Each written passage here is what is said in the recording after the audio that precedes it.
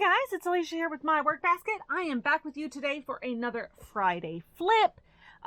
Today I grabbed two of what I originally thought were the oldest magazines of the Workbasket in my collection.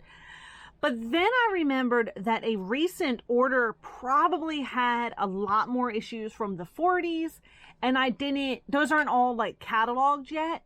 And so these are the two oldest issues in my collection that's already shelved. Probably not the oldest two in my actual collection of the Workbasket. So what I did was grab two of the Workbasket for this Friday flip. And I grabbed two because a lot of these older ones are quite small. And I'm going to start with the older one. And then if the video isn't super long already, I'll go ahead and do the second one. The reason I grabbed these two old ones is I have had a bit of an urge for a week or two now to make a shawl. And I've made a lot of shawls. I actually don't like making shawls in general, mostly because I get sick of making them long before they're finished. And also, they're another one of those things that I make and never ever wear. But I've been really thinking about making a lightweight, like possibly crochet thread type of shawl to have to just kind of, I don't know, go with everything and like kind of be its own thing.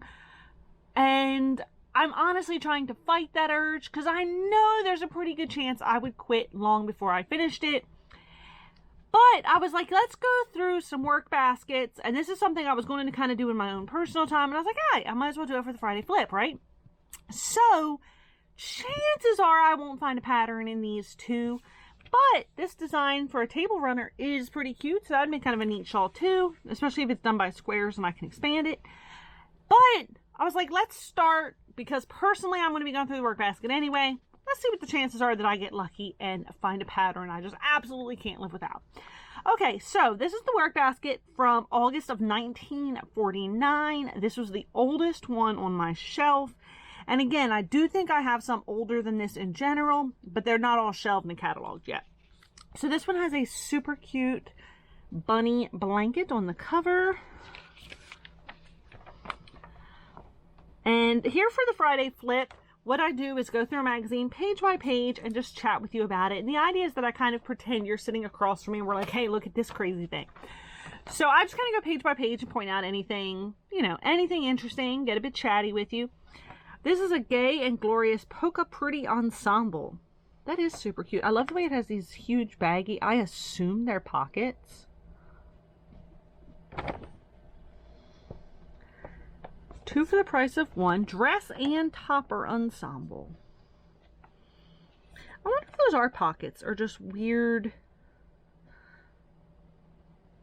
peg top skirt that falls smoothly into flattering folds. Just skimming it, I can't really find it, but it was a low price of only $11. Black or brown polka dots on white background with toppers to match, or white polka dots on black, navy green, or gray background with toppers to match. Okay, so then there's the directions for the crib cover that's on the front.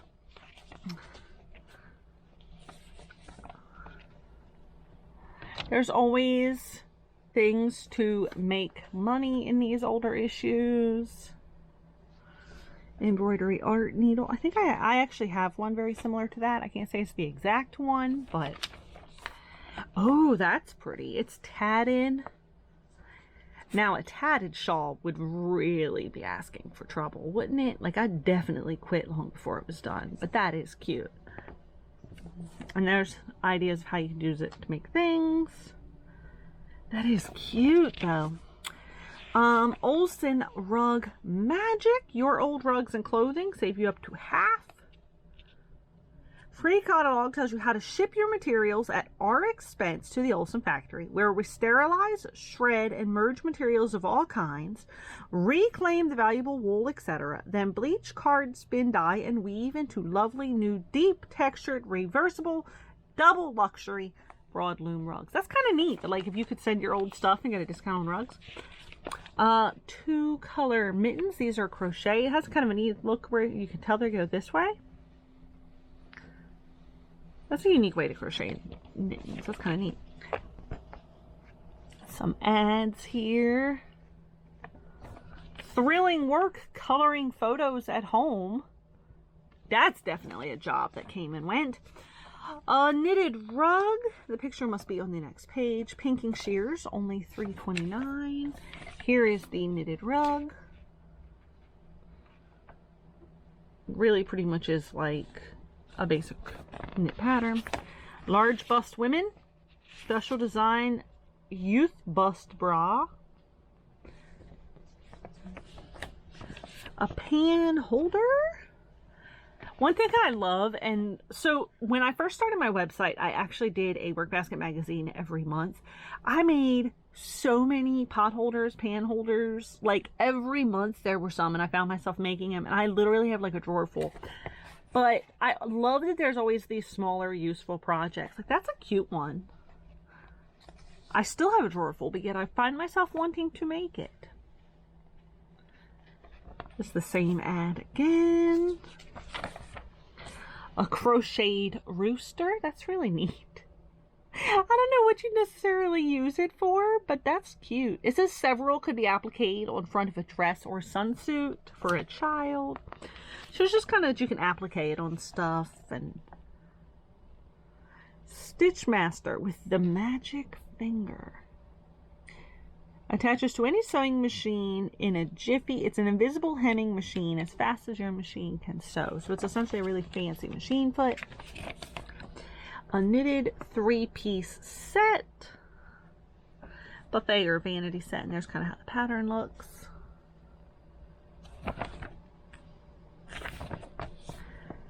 Okay, so this is an interesting thing. So $49, post-war, obviously.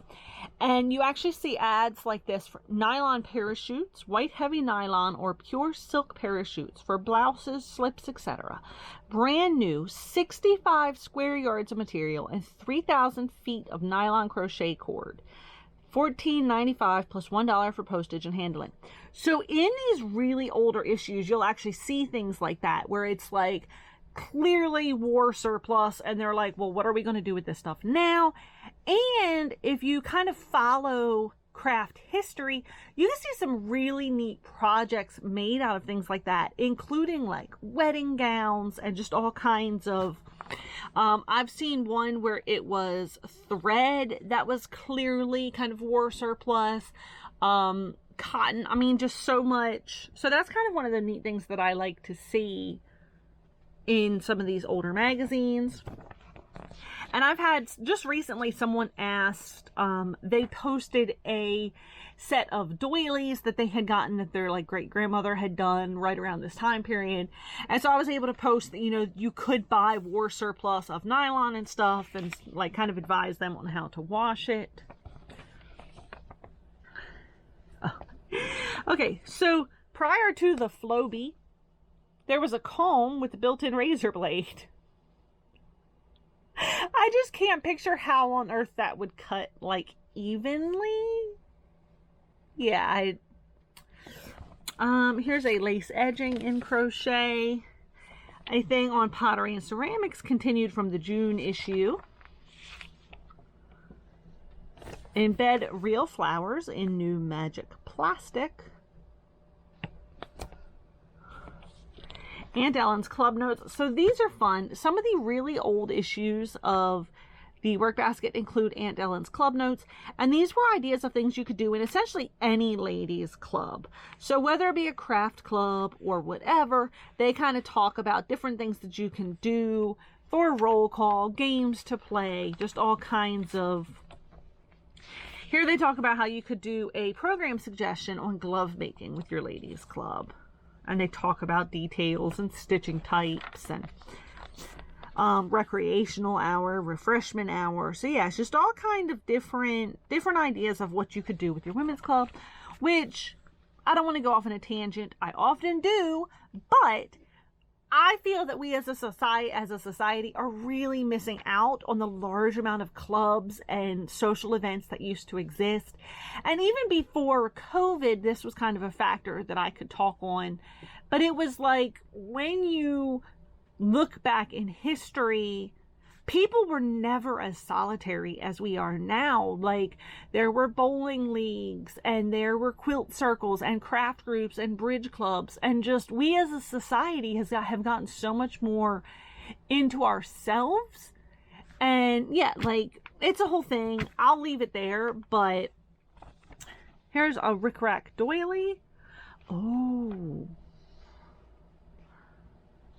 I wonder, that would be kind of a crazy shawl if you took something like that and expanded it. Because you do make motifs. That would be kind of neat. Picture if you made like a bunch of those and then kind of hooked them together for a shawl. That'd be kind of cool. The new Easy Knitter, which is of course one of the early types of loom knitting. A pansy doily. At first I was like, I don't get why it's pansy. It's because of the trim around the outside. Glancing at it, I was like, I don't get it. But this is when you would see these type of menders. Now these are actually still super popular. Like, you can get them on Etsy and sites, and they're really kind of gaining in popularity again. It's used for darning and mending. Look at that original price, $1.50. That's why it is the pansy doily. You can see it more there. Stout women save money with slenderizing fashions. Lane Bryant goes back that far. Some different ads. And you can notice, like, the ads here on the sides, that's it. There's no, like, we're at the end of the magazine. So there's no, like, classifieds at the back. It was like, you get one of these and that's that. I love how minimal ads there used to be in magazines. And then it's a lapel ornament, sandals. Crochet these tiny sandals. Ah, that's cute. To turn into a little brooch. Ah. That's adorable. I bet they'd also work for dolls. I don't really know what the final size comes out as, but I bet they'd also work for some dolls. Those are cute. Like, that's the cutest pin I've seen. And then make money with easy, exciting Christmas cards. So that's it. That is the issue. Like, a little bit of crafts, everything. Now, as time went on with the Workbasket, they added regular categories for cooking, gardening, classified ads at the back, and that's why these are a lot smaller. You never find one of the later years that's quite this thin, as they added cooking and gardening to them. So if you want to stop off now, that's fine. It's at about 12-minute mark, but I'm going to go ahead and flip through the second one with you. This one is March 1950. I do like this design. If this is motifs, I do feel like that would make kind of a neat shawl. So this is the March 1950 issue, the second oldest issue that I have currently cataloged on my shelf. Print classic in butcher linen at its best. I don't think I've ever heard of butcher linen. That's kind of intriguing. Yeah, I just dove in there. Sorry about that. Yeah, so the one that's on the front that I said was kind of neat, they do say you could expand it into a bedspread, a tablecloth. So it is motifs that could work up as something like a shawl. Here's a glance into the future with what will come in future issues. Huck weaving, gaining in popularity at this point. I love that when you collect a magazine like this, you can literally see these things like circle back. Like, you can see how silico crafting is, because an almost identical article will reappear in like 10 years time. And so, like, you can just kind of see how much it kind of circles back. The Textile Painting Kit. Now, this is not the little ballpoint pens. It literally is like inks and brushes. More on huck weaving. A miracle wall cleaner, and it essentially looks like a paint roller, but they use it for dusting and cleaning the walls, which kind of gives you an idea that in reality a paint roller with some cleaner on it could totally clean your wall. Have you heard about, so this is similar to ads, but they're also kind of like, hey, look at these things we found. The portable dish dryer. Set it on the side of your sink and it just blows air on your dishes. Metal etching, stone-like decorating material, full stone. So through the use of full stone, a cardboard cheese container like that on the left was converted to the receptacle on the right. That one cracks me up. I don't really know why, but it does.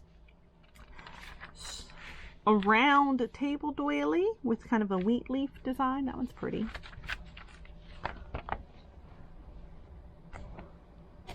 So this rug braider set, I would easily say a rug braider and a rug hook are probably like the two most common things that I see pop up online in craft groups, and people are like, what is this?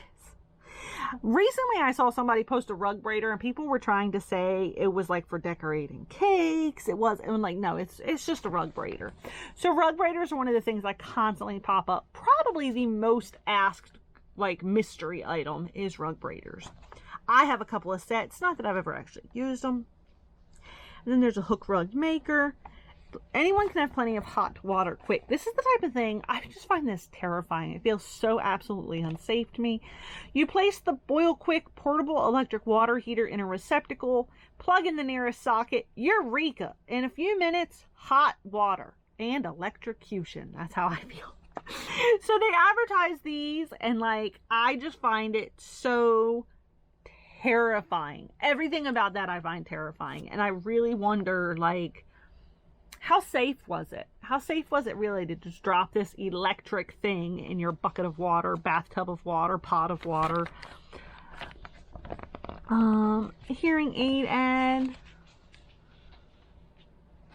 More embroidery, art needle, big pay, practical nurse. Here's Nylon Parachutes. Still pretty much the same exact ad as a year ago in 1949. Thrilling work coloring photos. Pretty much the same exact ad again.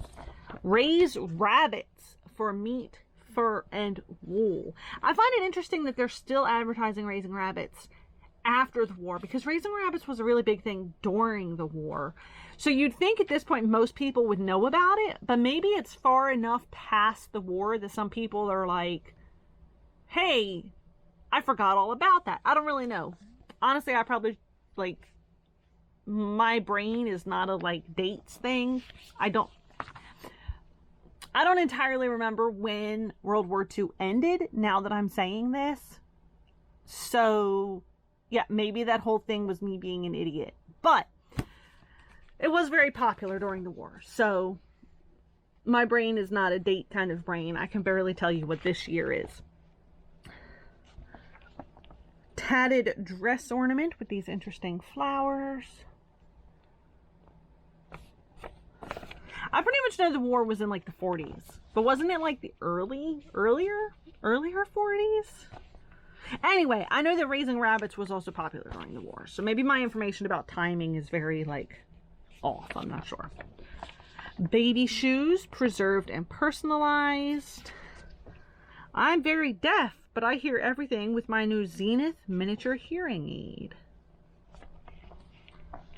Cash on a crochet hook. This is about a specific woman who started making money by crocheting hankies. Giant spool of crochet nylon.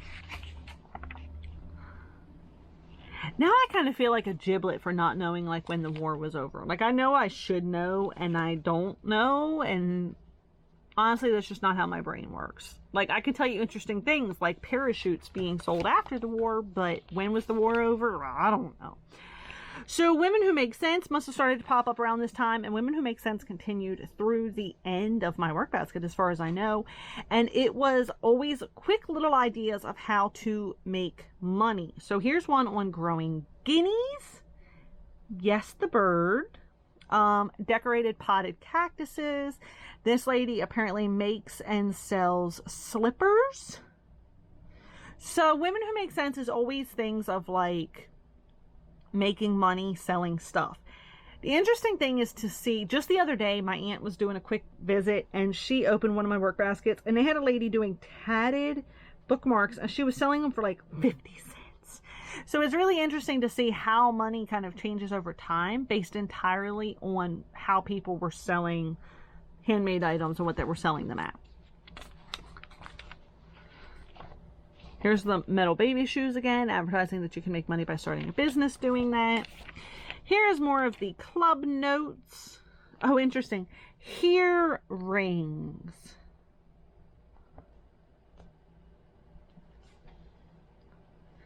So essentially, I'm guessing they kind of magnify sound in some way.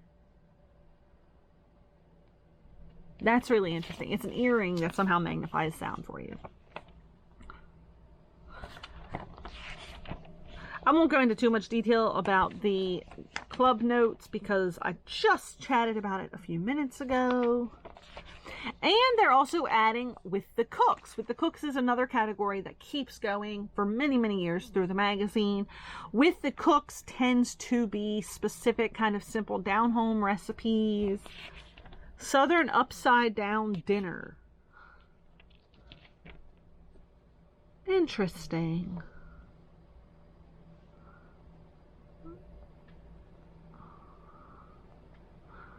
So you essentially, it's kind of like a chicken pot pie, or like you make this cornbread batter and you pour it over.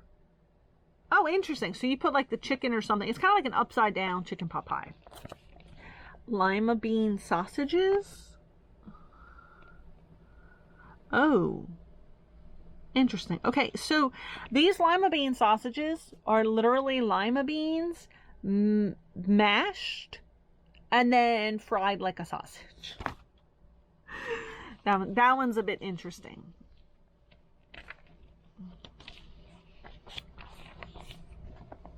So yeah, with the cooks did kind of down home recipes. Other cooking things appeared later. Daisy hot plate mat cover. Other cooking categories would appear later in the magazine until it got to where there's like 3 or 4, I think, kind of repeating. Every episode had them of like a repeat thing about cooking, and usually there would be with the cooks, and then there'd be one themed specific for something like beef or lima beans. Or here's a small round curtain pull. And by this point, it's kind of interesting how just a few months after you get where there's like the classified ads at the end. Knitted lace. I feel like I'm rushing through a bit, and maybe it is because I'm kind of specifically looking for something that could be like a shawl pattern. I'm kind of skipping through a bit faster than I do in some episodes. Here's a handkerchief edge. Hairpin lace for the handkerchief edge.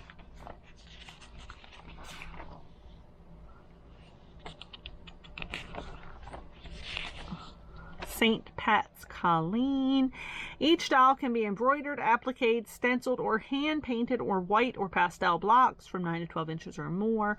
So this is kind of before they had the iron-ons. They had where you could just transfer this to whatever you'd like to paint or put her on. Here's a bedroom lamp set. That is freaking adorable. Like, I would totally buy that. Look at that nice tall lampshade there.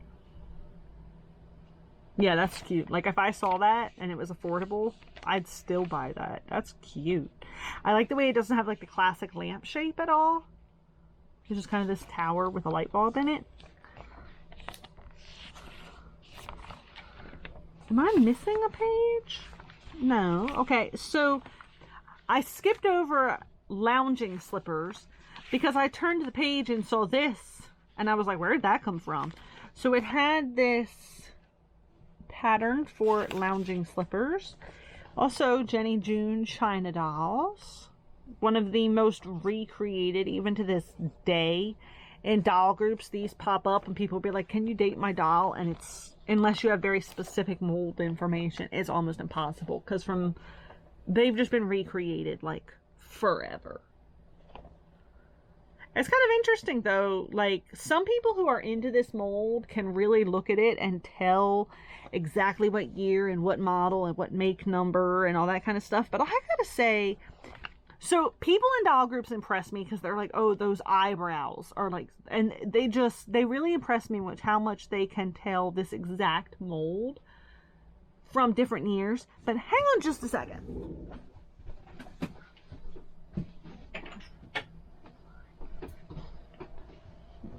So, is it just me, and I'm not one of those people who can break it down, but doesn't this which is about a 20-inch tall doll. This is my Karen.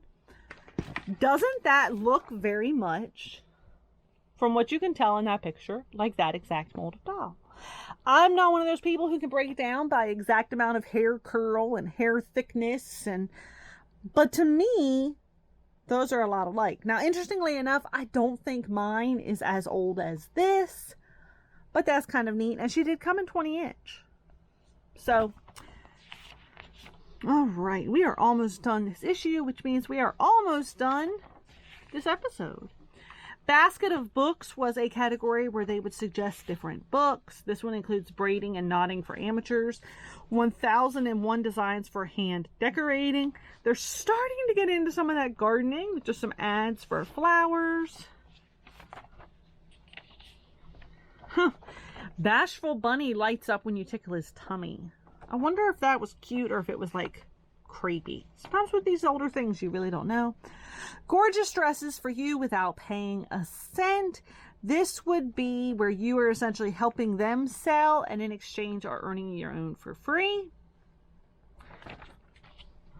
Blue ribbon crochet designs pattern. I think I might actually have that book, honestly. All right, so that is that. I'm sorry if I went a little bit fast or if I skipped over anything you found interesting. So since today is the Friday flip, chat with me in the comments below about what you find interesting from this issue, what kind of jumps out at you. Feel free to call me a goober for not knowing when the war was over and how it relates to these issues. I kind of feel like a goober about it. I know I should know. Like, you know those things that are in your head and you're like, I should know this. But feel free to correct me and comment with me and just chat. The idea of the Friday flip is for us to just be chatty and look at these together and see what looks interesting and see what looks funny. And just, I think one of the most interesting things to me was the ear rings. I thought those were kind of cool. And yeah, so chat with me in the comments. Tell me not to try and take on a shawl because I will quit. So feel free to comment and be like, Alicia, don't do it. Don't do it, Alicia. So that is it for today. I thank you for watching. I hope you're having a great day. I hope you enjoyed this Friday flip. And I will see you next time.